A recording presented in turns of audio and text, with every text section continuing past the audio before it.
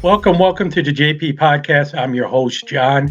And in today's video, we have Albert. Now, you may remember him from the inmate communication and technology video.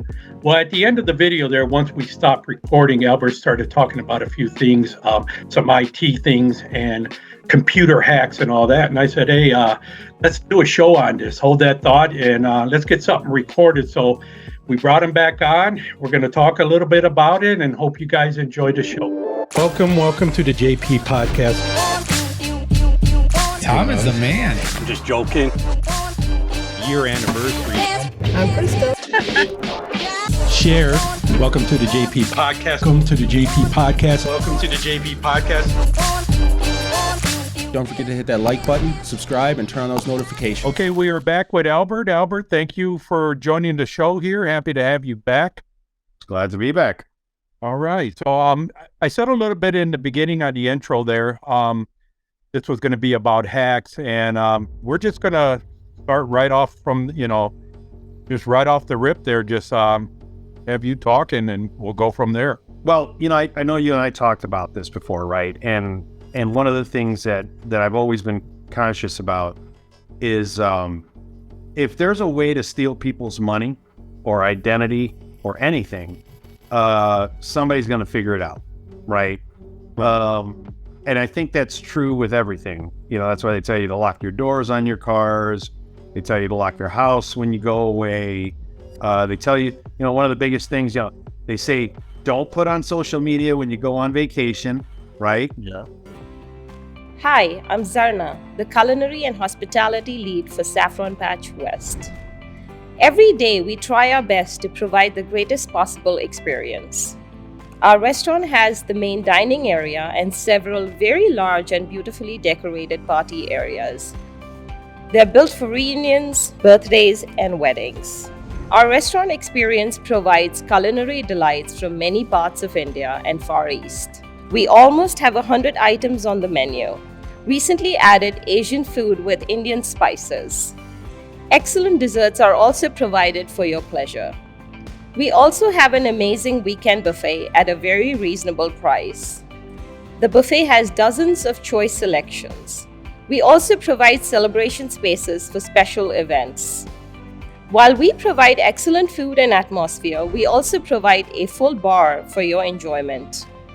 There are a wide selection of beers, wines, and spirits. The bartender will happily create any cocktail that might suit your taste. The drinks are always served with a proper Indian flair. We also have a large screen video experience of music entertainment from India. The video experience has an extensive selection of music videos and the most famous and illustrious Indian cinema and television.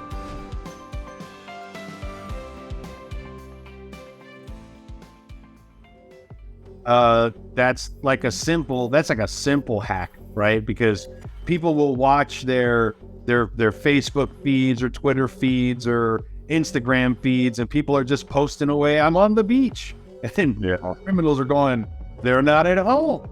Right. So that's definitely one of those basic hacks, right? That we do commonly every day that we don't think about can occur, and we can get totally taken advantage of. Recently, I went to the golf show, right? Because I wanted to learn, this year I'm picking up golf and I want to learn more about golf. And so I went to the golf show, and I was there with my brother-in-law and, with another friend. And we were looking around. So the conversation between us has been golf, right? So I come home and my brother-in-law sends me this link, right? He goes, hey, because you're looking for golf equipment, you might want to check this link out. And I was like, awesome. And it was like a Dick's Sporting Goods link. It looked like it looked identical to Dick's Sporting Goods, right? Which I love Dick's Sporting Goods. It's a great site. They have great deals. But somebody had hacked the site and an exact duplicate of the site, right? And so I found a set of clubs that I wanted. It was like $99 and it was like an amazing deal. And I went to go pay for it. And then it says, go to PayPal. And as I go to PayPal, PayPal stops it because PayPal recognized that it was not a legit vendor. So then it hit me. I was like, holy crap. I looked at the URL, right? The address, and it was some funky address of something else, which, thank God I didn't put my username and password in there because they would have cleaned out my bank account. Wow. But that's like a very simple, very directed hack. But it's stuff that we do every day. But that's just kind of on I'll get more into the personal stuff here because I'm not going to lie, it's terrifying. If you're not careful, you have to always be careful. But I'll give some tips on how you can be more cautious around that type of environment when you're not sure of it. But I wanted to talk about some business hacks, right? Okay. I had sent you a couple of links. I think you had just looked at the one, and it was in regards to a YouTube link where the guy challenged this one lady who was an expert in social engineering, right?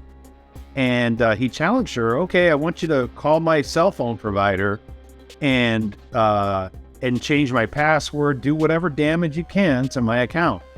And how long did that video last? It was like a 2-minute. Yeah, I was going to say about 2 minutes. Yeah. And inside of 2 minutes, she added herself to the account. She changed his password. She added their daughter to another account. She did all kinds of stuff, right? And that was done all based off of social engineering because, and I don't want to say as Americans, because I think this happens to people in general. What I think happens is that there's a lot of social pressures to behave a certain way. And when people put you under that pressure, you tend to kind of react that way. Right. And so that's kind of what these professional, social hacking things do. These people that do this is exactly what they depend on. They're depending on your vulnerability to either be helpful or to provide a service of some kind that, you normally would as a person, right? And so that's kind of scary when you look at it from a perspective. For example, I know we talked about this one earlier, and a lot of this stuff, you can do simple social hacks, social engineering hacks, searches for it on Google, and there's so many different kinds. But this is what we're talking about here is called white hat, right? Because we're informing you not to be a victim. I'm not informing anyone to go out and learn how to do this stuff. Yeah. Learn how to steal people's information and stuff like that. But this is just so that you don't get caught with it. One of the things is a lot of folks work in maybe small to medium-sized businesses. And small to medium-sized businesses are usually the ones that fall for a lot of social engineering hacks, right? I'm going to give you one that I personally dealt with, and I mentioned it to you before. So I do consulting on the side, and one of my customers, this was a few years ago, one of my customers calls me, and it was like a Monday. It was a Monday afternoon, and he says, hey, I have this red screen on my computer, and it's on my secretary's computer, and it's on the other computer in the office, but we don't know what it is. I tried clicking out of it, but I can't get out of it. I'm like, a red screen? He goes, yeah, and it's counting down. I'm like, it's counting down. Like, all right. So I drive out there, and I get there, and it literally has a countdown timer on the screen, right?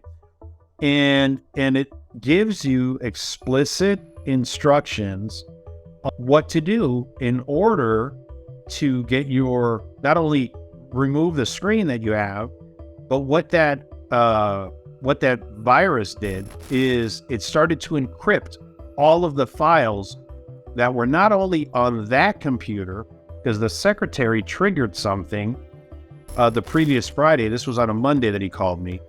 It encrypts all of the files. Ransomware, because it's called ransomware, was smart enough to propagate itself over the network that they had in the office, right? So they have a server And on their server, they have all their legal files and all their data files and all their customer files and all that stuff, right? And so it started to encrypt all of those files. Wow. Okay. Because when he tried to open up one of those files, it was locked. It said encrypted file and we couldn't get access to it. And so what we had to end up doing, because it tells you right there on the screen, go to your nearest, whether it's a convenience store, Walmart, Kmart, whatever it is, right? Kmart, look, I'm dating myself. Even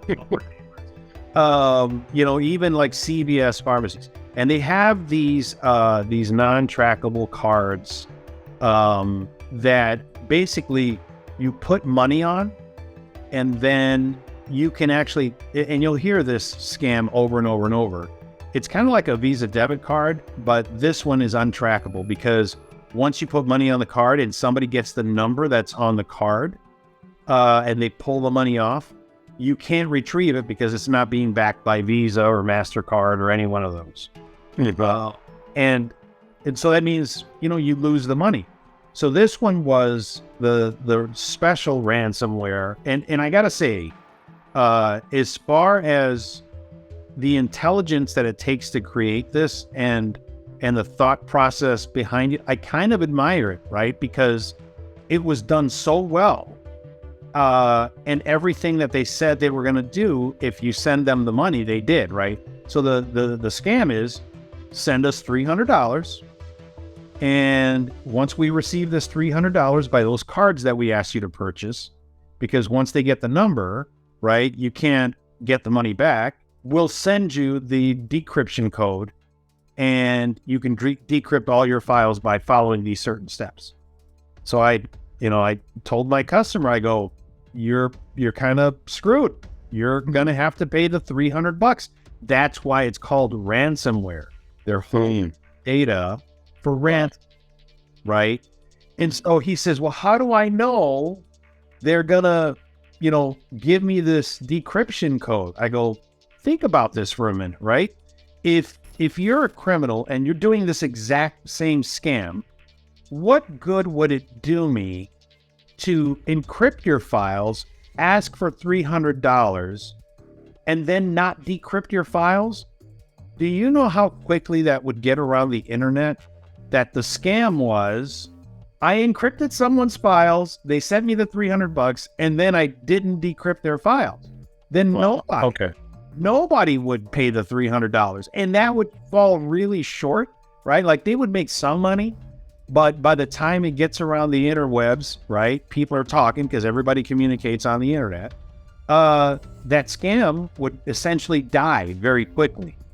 But the genius of this is it doesn't die very quickly because you do pay the $300 and they do decrypt your files. I mean, that's crazy. It is. It's great. And you know how that came in, right? That came in as a simple, it looked like an attached fax to an email. Mm-hmm. And his secretary clicked on it, right? And she said the screen kind of flashed and then it went away. She did that on a Friday. And it's kind of terrifying, right? She didn't know what happened. And so she's telling him this story, and that's when he called me. And then I went out there and I said, yeah, man, you're going to have to pay the $300. Now, the solution for that, now, since then, that particular ransomware piece has been discovered to be, there's a free decryption tool out there that you can decrypt that particular ransomware. But, here's the catch, right? They're always creating new ones. There's always new ransomware types that are out there. They're encrypting photos. They're encrypting, Word documents and WordPerfect documents and, Mac documents. And so they're doing it to pretty much anything that is of value, right? I mean, imagine you're a photographer or you're a videographer, right?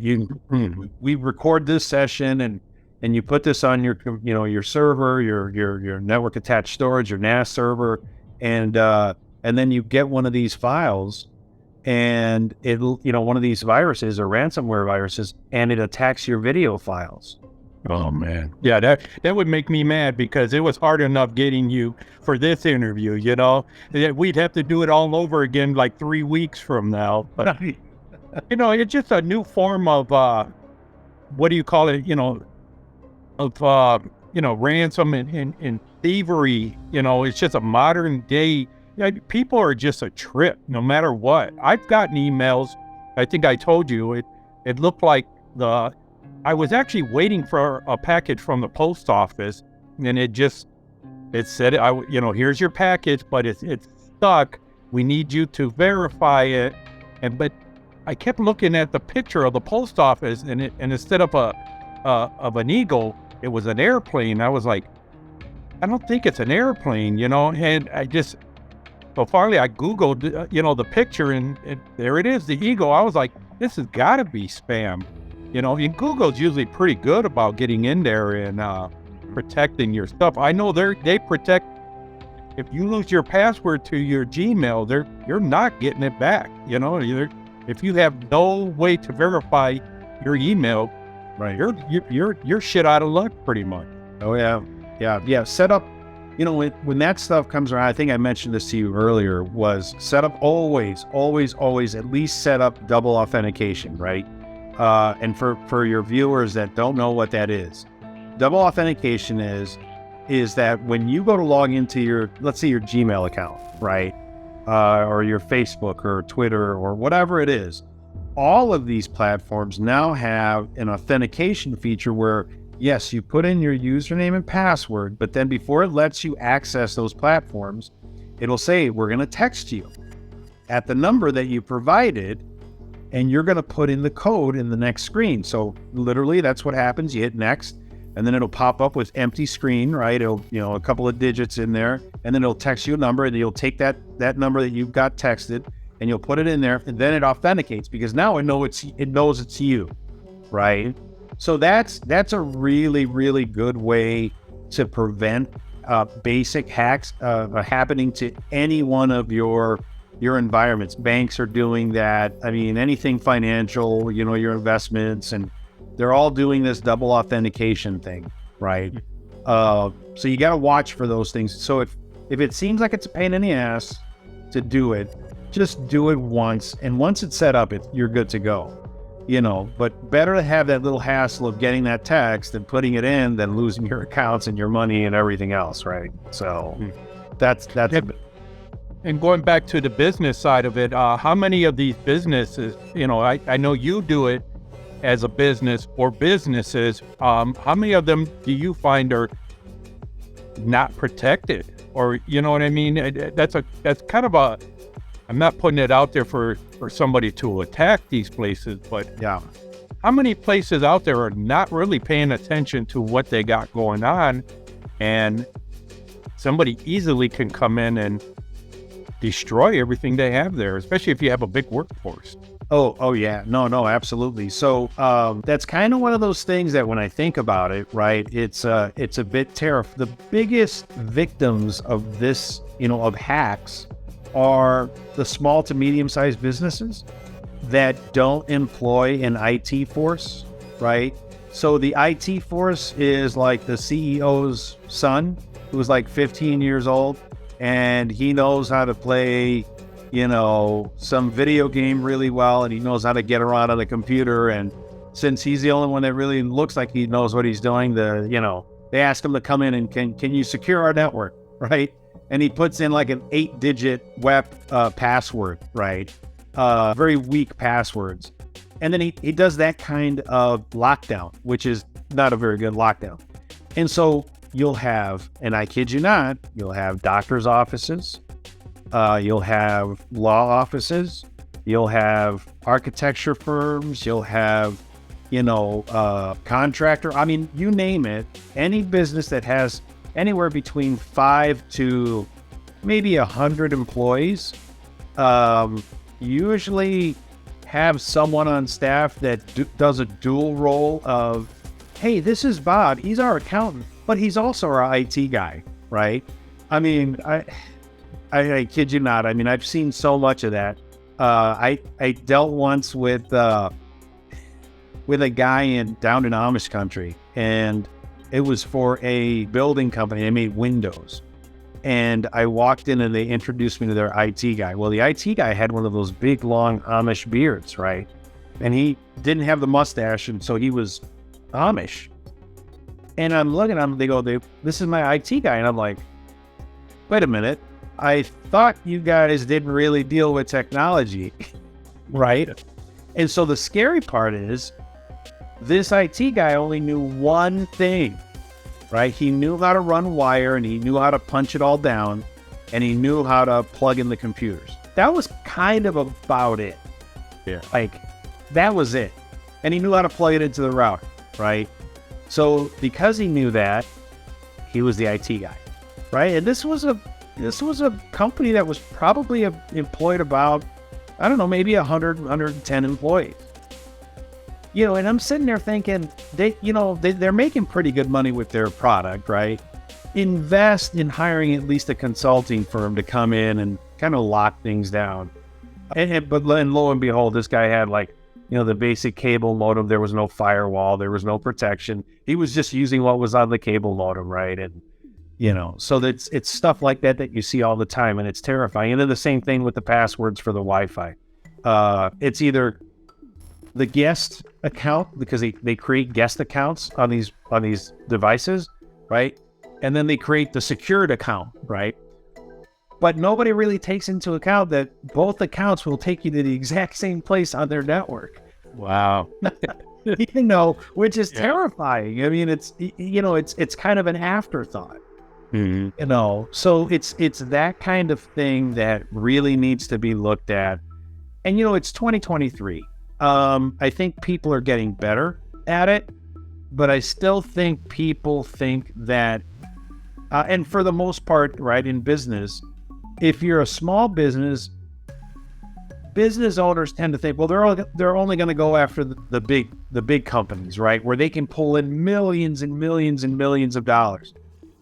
And to some extent, that's true, right? I'll be honest with you. If I was an unethical hacker, I would want to go to 100 businesses and steal what I could, because the likelihood of me getting caught is going to be slim to none, because those smaller businesses don't have the financial wherewithal to hire someone to come in and kind of do, the whole forensic piece of it to, well, who stole our stuff and how did they get this and how, whereas larger companies, maybe they have IT departments that'll do that, right? They're tracking all that. They're logging all of it. Their equipment is doing it. So, again, if I was an unethical person, I would go after somebody that didn't have those types of protection. A lot of people, not so much people, but a lot of these companies are offering free Wi-Fi, so I think they're doing it as a convenience or a draw factor for people who are coming in. But you were telling me something that some of these hackers are using this stuff to get into companies' information when they're going into a Starbucks or, say, a Big Lot. Oh, yeah. That's the man in the middle attack, right? So that's an attack that is really kind of ingenious. It's been around for quite a while. I mean, it's been around since wireless networks have been created, right? But the genius behind it is like, I mentioned, you could walk into a Starbucks or whatever coffee shop or whatever public space, and you'll see, it'll say Starbucks or Panera or whoever it is, right? And that's where people congregate with computers, right? So you'll see other people sitting there with laptops and whatever other equipment. Here's the catch. So you can actually turn a laptop into another access point, right? Like, there's nothing that stops me from going and buying a secondary Wi-Fi card for my laptop. So I could be running the one that's built into my laptop, and then I could be running a separate one, right, just designed for this exact type of a hack, which basically I turn that second card into an access point, and I imitate the public hotspot that I'm using, right? So then what ends up happening is people will walk in, they'll see my laptop broadcasting that same name, because there's nothing to stop me from using the same name, and they'll connect to my laptop. So all of the traffic that gets connected to that access point on my laptop, I can run Wireshark, and I can, that's just one of the basic tools, and I can see basically every bit of unencrypted traffic that they have. I can even inject information into the traffic going back to their computer, right? And that's terrifying because you just don't know, right? I mean, I could be scanning and viewing, if you're sending in plain text, I could see your passwords, I can see your username, I can see all your social media accounts. And that's like a simple hack, but it still goes on. It's still happening pretty consistently. The only way to kind of get around that, right, is if you have a VPN. If you have a VPN on your laptop or on your phone, turn that VPN on, connect through it, and you're going to be safe. But if you're not, most people don't have that. They're not smart enough to have that, and they don't do it. So what is a VPN? VPN is a virtual private network. Uh-huh. And so what essentially that does is it builds a tunnel between your device and a server out there somewhere in the cloud, right? There's several good ones out there. Some of them are being put out by antivirus companies. And I don't get paid by any of these companies. The biggest one that advertises is NordVPN. That's one that's constantly advertising, and they do a great job. There's some other ones that are based out of Europe that will allow you to VPN to their connections. And what that does for you is it makes you look like you're not here, right? And it gives you an encrypted tunnel all the way out to that other location. So nobody can really snoop onto your computer because they're not seeing your traffic because it's all going over a private tunnel. Okay, yeah, I've seen that, and I've heard other podcasters. They're actually, I wish I can get sponsored by something like that, but they've talked about it, and it usually takes for me to talk to someone like you or my son that they explain things to me, and I'm like, okay, yeah, I need to do this, I need to do that. But I also mentioned to you that I found out where it was. It was on a Joe Rogan podcast, and he was talking to a CIA guy, and he was mentioning how the CIA uses this computer warfare, and they were doing something like going into, just say, don't quote me on it, but just say going into Russia's nuclear plants, and they were putting bugs into those plants' PLCs. Now, PLC is how the computer connects to the actual machinery. If I'm putting it in, lower terms, but they were making the PLCs, read like everything was okay, but meanwhile they were running the machine to its max, like actually trying to blow it up. And that's crazy. I actually know another IT guy, and I brought it up to him. I was like, do you know that they were doing this? And he was like, no, he was going to look into it, and I even gave him the episode to check out. I was like, they were doing this, the CIA was doing it. I'm sure they wouldn't do it against their own people, but it's just crazy what people. No, of course not. Of course they wouldn't. I would hope not. You know what happens? There's a lot of stuff here that can get a lot of people hurt. But it just, companies need to be, and a lot of them are, they have these IT departments. They need to be on the offensive when it comes. Oh, they absolutely do. Yeah, and that's one of the biggest fears right now in, all this talk about drones and all these other types of that are going on in the country currently, right? You hear about those types of attacks. Are they going to attack our power grid? Are they going to attack our power supply, our water supply, our gas supply, right? All of these things, a legit concern, right? Every single one of these is controlled by a computer. There is not a single environment out there that's a public utility that's not controlled by a computer, that's not connected to the internet. They are all connected to the internet in some way, shape, or form. And all it takes really is even one computer on those networks that's connected to the internet to kind of begin this whole domino effect across the board. This isn't probably the place to kind of go into the detail of goes on when it happens, but it's not good. One of the movies that I think kind of portrayed a very real possibility was that Bruce Willis movie. It was Die Hard, Live Free or Die Hard or something. It was that one where it was called The Fire Sale.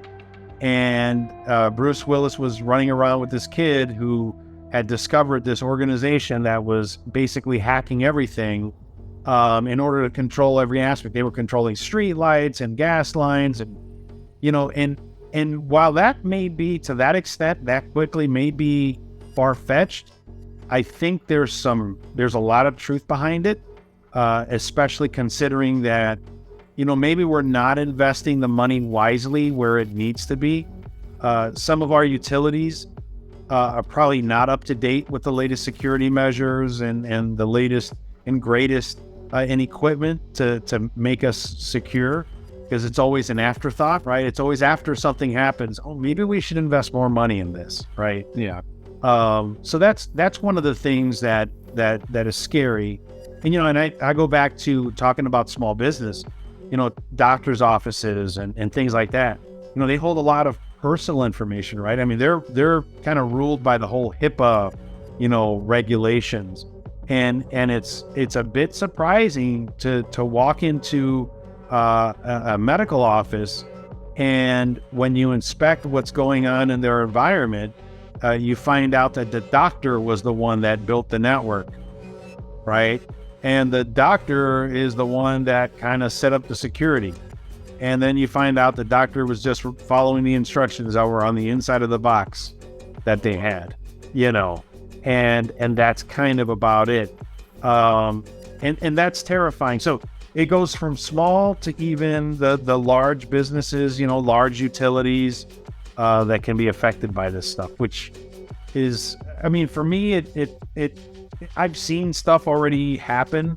And like you said, there's been stuff in the news as well.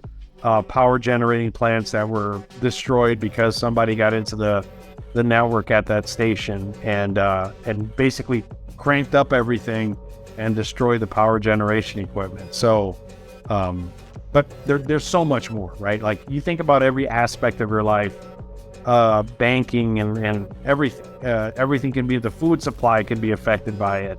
What we've seen lately with all the train derailments, that entire, railroad system is all controlled by computers, right? I mean, you think about it, if, for a second there was people speculating that there was someone trying to hack the railroad system, right? And either sending these trains too fast or, not turning down the right tracks. And so, you really need to put some thought into all levels of security.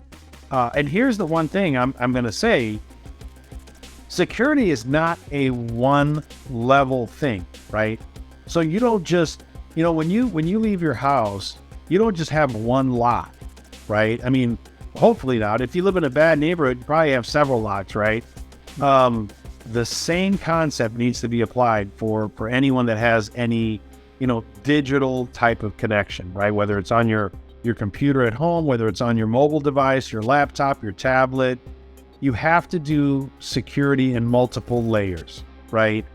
Your tablets, make sure there's a PIN number to get on your tablets, right? Make sure that either the thumbprint or the facial recognition is set up.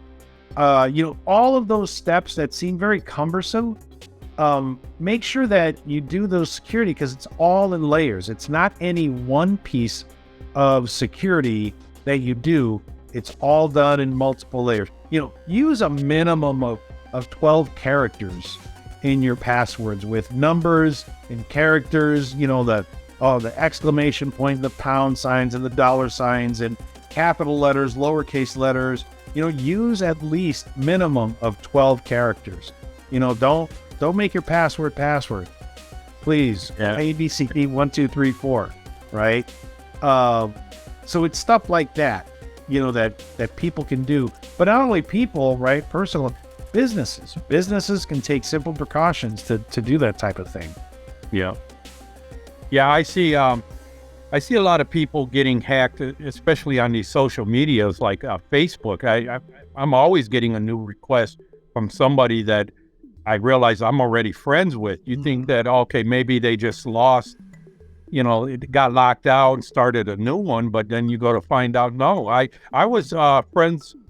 I became friends with my uncle. Somehow I thought I was friends with him already, and I wasn't paying attention. I'm saying happy birthday. He's not answering me and everything. So finally I called him. He's like, no, that's not my Facebook. I'm like, how are these people able to do that? I thought Facebook would be one of the secure ones, but they're not, they're not at all. They're not nowhere near what I would say what Google is. Google was hard. Right. It was by a technicality that I was able to get my stuff back because I did verify with my phone. I kept writing that. I was like, yes, it was just a glitch with my phone, and my phone's a Google phone. That's how I was able to get it back. Right. You get locked out of that, you're locked out for life. Yeah. They're not giving it back to you. Yep. So you better keep track of everything. Yeah. Everything requires a password, and I don't know how many people make the same mistake I have done in the past, but everything has one big password, the same one. Yeah. So I make sure I've been switching it up here and there, and doing that. Yeah, mine are super long, and I even see that at work. They're making us do this super long password. Yeah. And then my job's pretty good. Yeah. So, what else do you see as far as businesses? You have any good stories? Or not so much good stories, but any other stories that you run into? Yes, I do. And we're going to time out here in just a minute. When I come back, I'll tell you about some of those. Okay. All right. And Albert was going to tell us about some stories he has with personal dealings with people. Yeah. So I was doing some work. This was a number of years ago. I was doing some work he was a pastor, but he also had an accounting business out of his house. And so he would do, accounting work. People would come to his house and they'd drop off their taxes and whatnot. And I remember he called me in one day because I met him through some business groups, and he says, "Hey, I'd like you to come out to my home office and kind of tighten up my network, and because I'm not sure if I'm doing everything the right way." And so I went out to his house, and he didn't have anything in place. He had, and this was back in the days, and I want to say this was probably more than 10 years ago. This was back in the day where all you did was connect directly up to the cable modem, and the cable modem was basically a dumb device, right? It was just your direct connection to the internet. And then he had, back then it was little hubs that are different than switches and routers and things like that. And he shared his internet connection. So no protection going out to the internet. And so he says, "Hey, can you come out to my house, set me up in my home office?" Went out there, I picked up a basic firewall and connected it up, and everything was working great. He was like, "Oh, okay. We're secure now. I feel much better now," because he's got, numbers and people's private information on his computers. So I leave him. I'm like, "Great, thanks." He pays me. I take off. And then this was the weirdest thing. About 2 weeks later, newsflash on TV. My customer got busted for having child porn on his computers. And what was identified was that there was a certain time where law enforcement had access to everything that he was doing and storing on his computers. And when the firewall was put in place, it blocked them from having access. So they had to do some quick adjusting, and then they raided his home. They took his computer and they took all of his storage, and basically he was prosecuted, and he spent, I don't know whatever happened to him, but he got sentenced to several years in jail. And I did receive a call, and they said, if we need you, we'll call you back. I never did get a call, but evidently they had enough information that they didn't need me to, jump in and volunteer any information. So that was a little terrifying, right? Because that was back in the day when it was much easier to hack someone's computer. Now, someone could argue, well, somebody must have been using his computer for storage, because you could do that. Like, that happened all the time. I mean, I had several customers that had happened to. Basically, their computers turned into hard drives for people out on the internet. Wow. And they were storing all kinds of stuff on their computers in hidden folders and files and things like that. And so, it's creepy to think that, right? But it still happens, right? There's different ways of doing it. They're hacking your OneDrive accounts. They're hacking your Google accounts, right? Google gives you 15 gigs of free storage. Yeah. I mean, how easy would it be just to hack someone's account, and you would never know that your account was hacked, except somebody's storing all of their stuff in your free storage. Yeah. So, I mean, and then there's OneDrive, and then there's, what are the other ones? Box. And then there's so many different ones that are out there that will allow you to do online storage, and they're usually used for nefarious reasons, right? I mean, there's bad reasons out there to use them. So, but that's all stuff you got to be able to lock down and verify, and use your double authentication and set up the same types of encryption, and because I have a saying that I tell everyone, right? There's a hack for everything, right? If your viewers walk away with anything from this podcast, is that there's a hack for everything. Don't think that because you did one little thing different, there's brute force attacks. There's, all different kinds of password hacks that are out there. There's people that create computers. And I'm going to tell you about this one software that's out there. It's called Kali Linux, right? And Kali Linux is, everybody knows about Kali Linux, but Kali Linux is a distribution. It's a version of Linux that's been created that has nothing but hacking tools on it. So if you download this software, it downloads a CD, right? You can download it to a DVD, burn it onto a DVD or even on a flash drive. And if you have an old computer, or if you're using what's called the virtual machine, right, on your computer, which basically, I could download software onto my computer and then load another operating system onto my computer, and it makes it look like I have a second computer on my computer. Okay.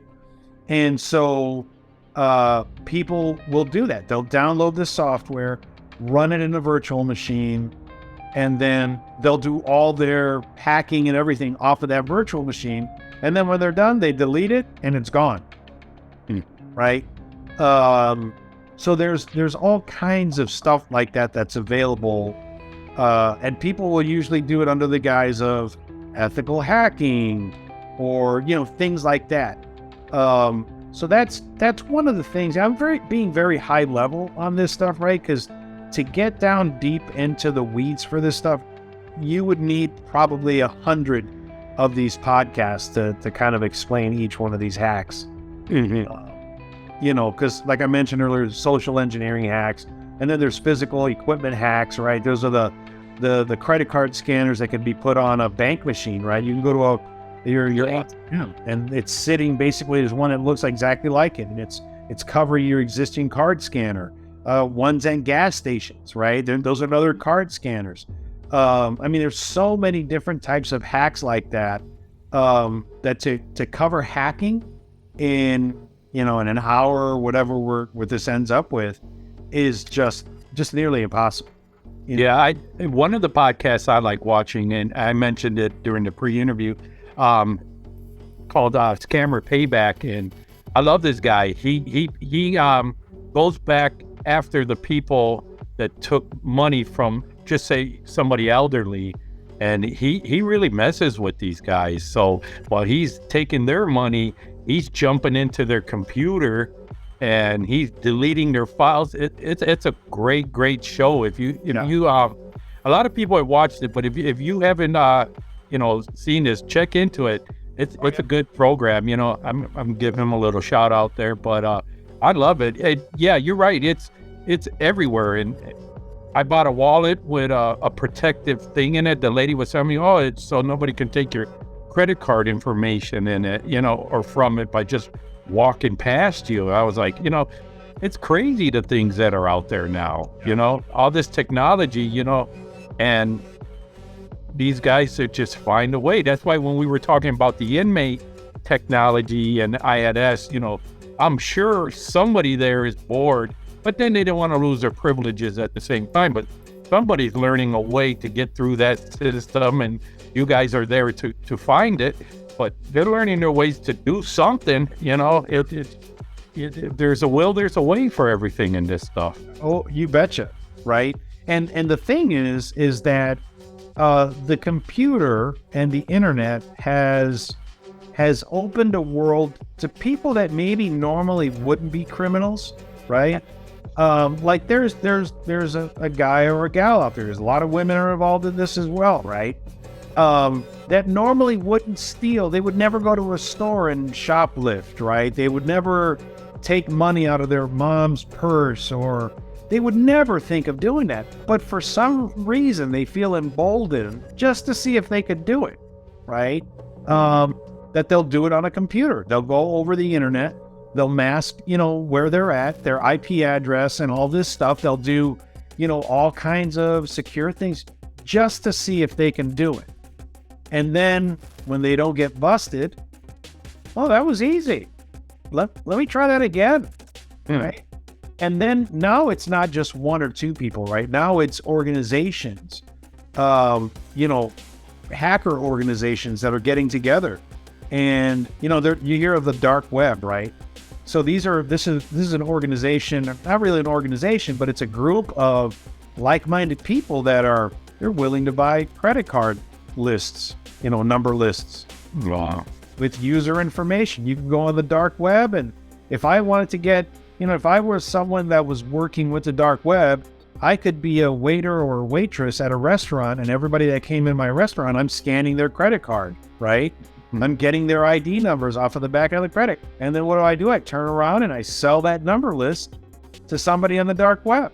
That's crazy. It's time to go back to cash only, Yeah.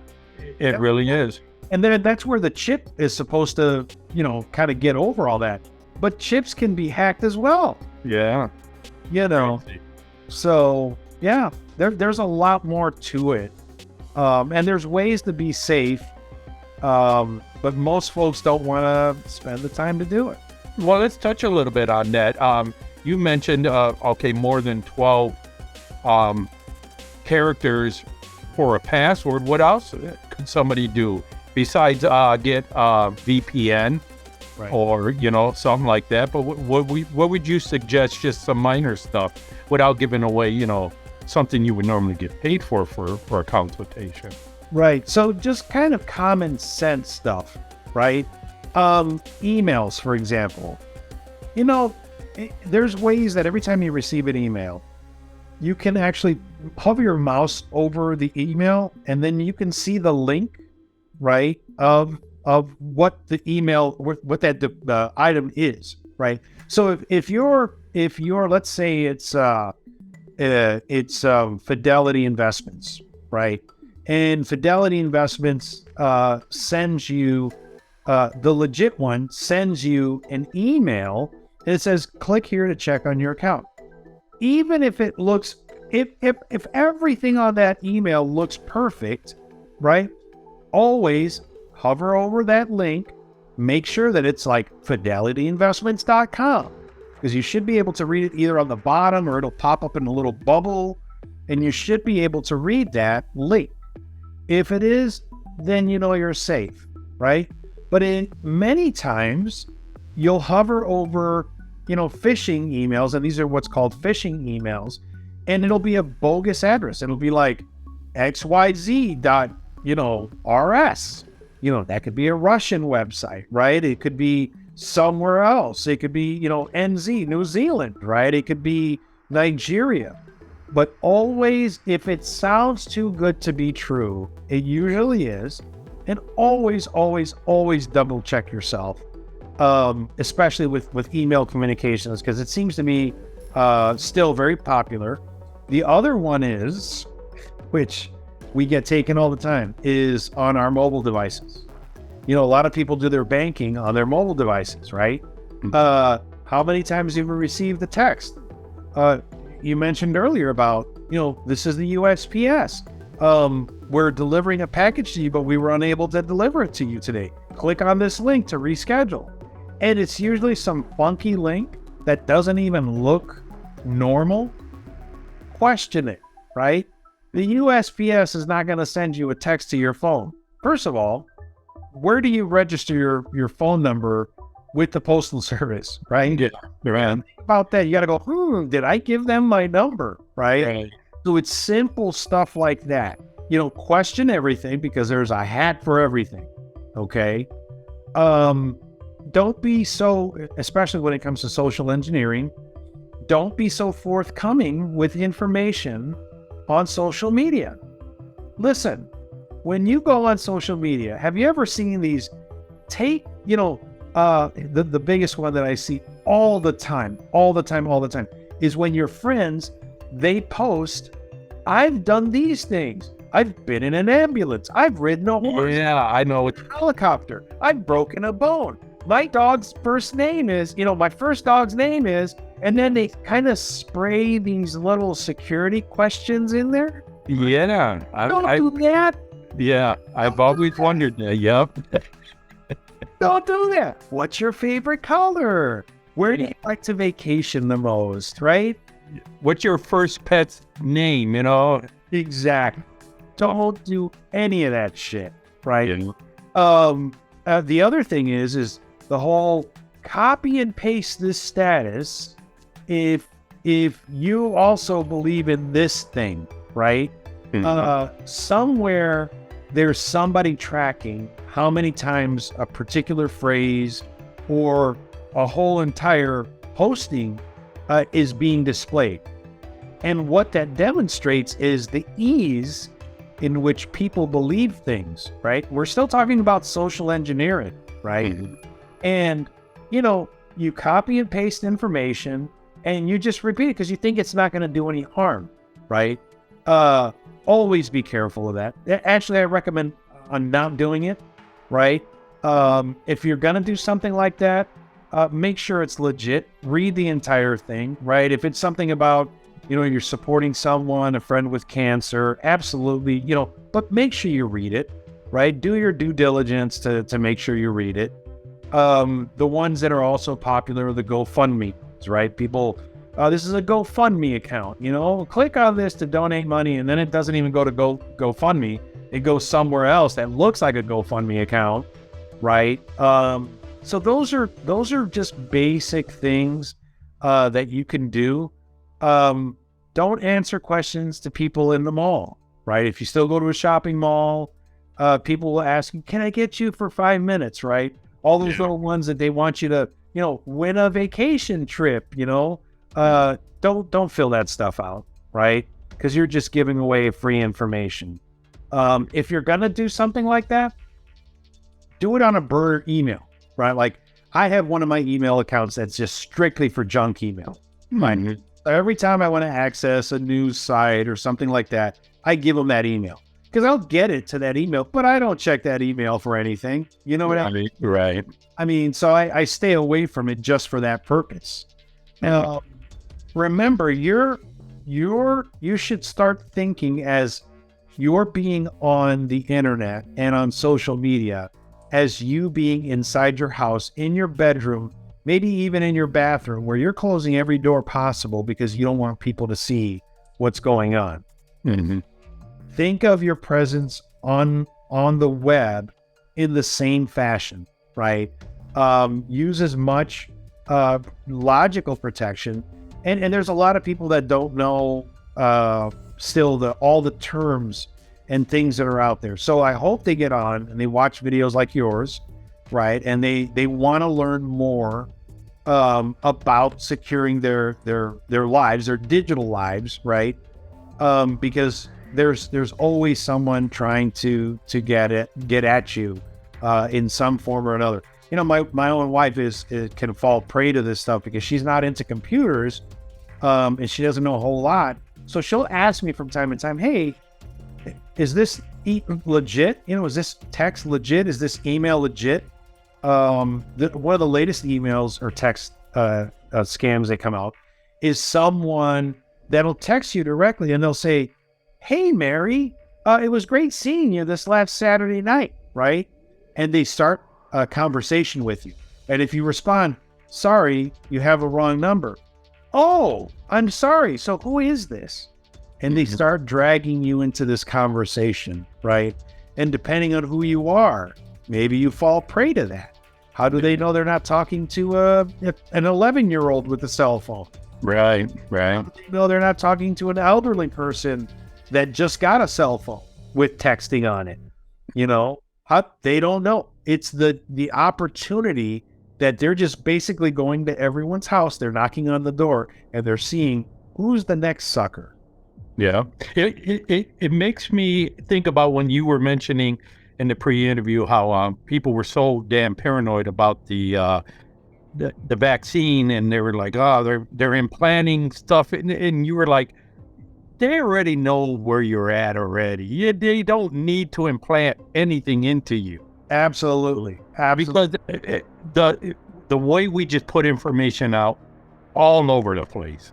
Yeah. You know? Yeah. Oh, yeah. Well, I mean, listen, you go to the supermarket, right? Like I'll go to Meijer down the street here. And Meijer, you know, it's kind of cool because I have an account, right? And then when I swipe my credit card, you know, all of my products are kept track of, right? Mm.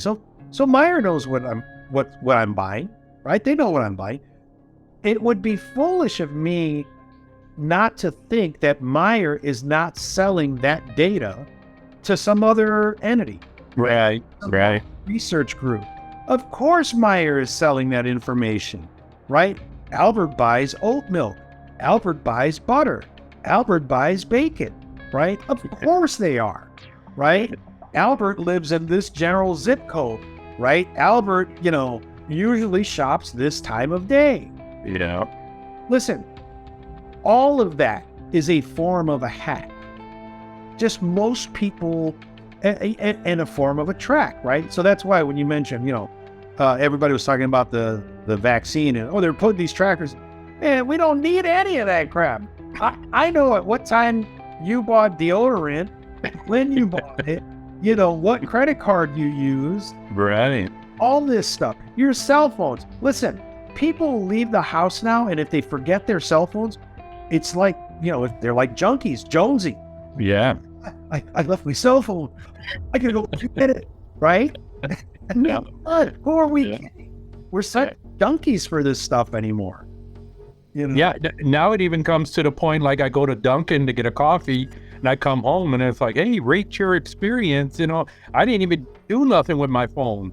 They didn't know I was there, you know, like Exactly. How the hell did you know I was there? You know, I gotta quit, you know, having my my GPS on or something. That's a little freaky, you know. Yeah. All that stuff is connected. Yeah, I totally appreciate everything. Yeah, I gotta go over the list. Just double check. I remember something I wanted to ask you about. When you're getting an app on your phone, okay, and it says, hey, we want access to your camera, your media, and your contacts. Is that a form of hack also? It can be if the app is not verified. If it's not properly vetted, it can be, right? Some of the vetting environments, and I'm not 100% on all the legalities behind it, but I know what happens is Apple, for example. Apple does a great job of vetting the apps that they have in their app store, okay? And so that's why you can't just blanket create an app that has like built-in hacks, like just out there in the open, right? And I'll use TikTok as an example. TikTok, you've probably heard the conversation that TikTok, the company that created TikTok is a Chinese company. But here's the catch. While TikTok is not doing anything overt, they got your permission to collect your data when you agreed to the terms and conditions on the app. So when you installed that app, you said, yes, use my data, use my, maybe the photo library, use my contacts, use my location information, use all of it, my health information, maybe my age. You gave them permission to do all of it, right? So even though Apple vets their software, the software gets your permission for you to allow these hacks to go on. Wow. Hacks, but really it's not even a hack at that point, because you're basically... You allowed it. You allowed it, right? That's like walking down the street with money sticking out of your pocket, and you're in the worst possible neighborhood, and you have your hands tied behind your back. Yeah. Oh, it's a crime-laden neighborhood. Yeah. You're basically saying, come and mug me. Yeah. Yeah. You're doing the same thing digitally. It's crazy. Yeah. TikTok is one of the apps I do not have. Well, there's a lot I don't have, but that one I stay away from. I've heard too many people say no. Yeah, just what you said, that you're giving up a lot of information to people who are not even from this country. Yeah. So here's the catch about TikTok. That information that you're giving them, the only reason that it's gotten the attention is because it's a Chinese-owned company. The Chinese are gathering this information. Here's the big surprise. All of the other apps on your phone, they all collect the same data. Yeah. They all collect the same data, but they're from maybe American companies, German companies, companies in Switzerland, companies in London, you know what I mean? Yeah. Yeah. All collect very similar data, if not the exact same data. It just, they're friendly countries. Yeah. That's like with YouTube with their algorithm. You start watching videos and boom, it's on your feed, the same one. Sometimes I have to purposely type in something different so I could get rid of that. You know what I mean? Because now my whole feed is Paul McCartney. I just wanted to listen to one song of his. You know what I mean? Right. Yeah, I get it with it, and it's like that with everything. So they know exactly, they're targeting you 100%, and you don't even realize it. Yeah. They're giving you what you want just to make a buck on it. And you're giving it back to them freely. Yeah. That's what I think the American public fails to realize, is they think, well, they're doing this maliciously. No, they're asking you and you're saying, yes, please, because I want my fix of social media. I want my fix of, seeing, little Johnny's, birthday party in California, even though I can't be there, right? I'm seeing, my niece get her brand new car or start her brand new job. These are the things that we trade in order to give up. We give up our privacy in order to have access to that type of a life. And at some point, I'm getting kind of down the ethical side of this. But at some point, is how much information do you give up? Right. And most people will go, well, I don't do anything, that would warrant any kind of, then why be concerned about it at all? Why bring it up ever? Right. They'll think everybody likes a certain level of privacy. Yeah. I mean, maybe I go to the store and I buy a particular product that I don't want people to know that I buy. Right. So I think, okay, I'm going to go to the store. I'm going to buy that product and I'm going to use cash, right? Cash, and nobody will know. Yeah, that's great. Except if you want to use your perks points, you're going to have to swipe your card, right? Or if you don't even want to do that, the cameras in the store will track you, right? Yeah. The cameras in the parking lot are reading your license plate. Right. But you can't get away from. I mean, there's cameras now on stoplights, right? I mean, they're tracking everything now, right? Yeah. So this idea of privacy is really just an idea of privacy, because actual privacy we don't have as much as we think we have, right? And that's the scary part. That is scary. As Americans, we're Americans, right? Yeah. We want our privacy, but we give our privacy up freely every day. That's truly the biggest culprit of hacking, is because someone will take advantage of you giving up that privacy. Well, Albert, I appreciate it 100%. And if anybody out there got any questions or something we didn't touch, or you got, just go ahead and put it in the comments there. And Albert's going to follow this episode and he'll answer it, as best as possible. If it comes down to it, we'll do a part 2 to this, maybe even a live show, where people call in and ask the questions. But I appreciate it. And, it's very, very, very good stuff there. You got me thinking about a lot of things. I mentioned it before we started recording. Yeah, you got me. I got to look at a few things myself. I've been pretty good about it, but you always got to be better. You got to be vigilant when it comes to your privacy and all your information. But I want to thank you, and I hope you guys like the show, and don't forget to like and subscribe, and we'll see you guys later. All right. Thanks, John.